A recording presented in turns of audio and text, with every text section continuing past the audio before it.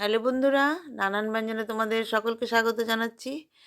দেখো আজকে আমি তোমাদেরকে একটু মোয়া বানানো দেখাচ্ছি। মানে এটা কি বলবো আর, মানে 10 মিনিটের মোয়া মানে হয়ে গেছে আর কি।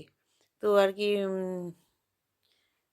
এত তাড়াতাড়ি করে বানিয়েছে, সেটা আর কি বলবো।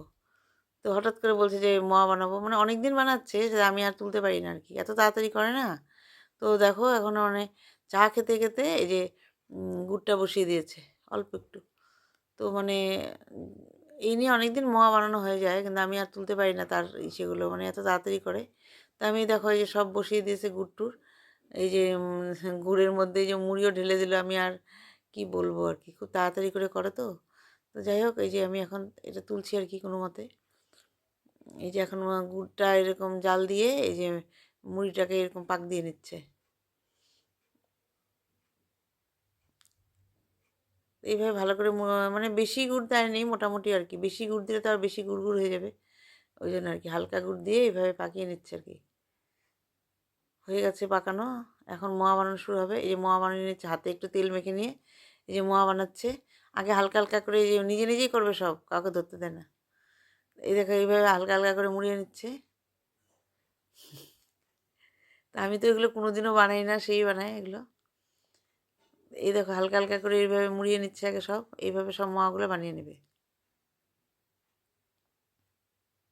তো আজকে একটা ছোট্ট রেসিপি আর কি, সে বানাচ্ছে যখন আমি তুললাম, তো আমি এই জন্য দিয়ে দিলাম। তারপরে এই দেখো এখন এটাকে মানে বানিয়ে ফেলছে মোয়াগুলো।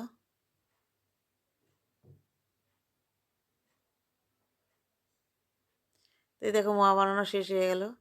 অল্প করেই বানিয়েছি, এরকম আমাদের মাঝে মাঝেই মানে একদিন পর দুদিন পর পরই মোয়া বানানো হয়।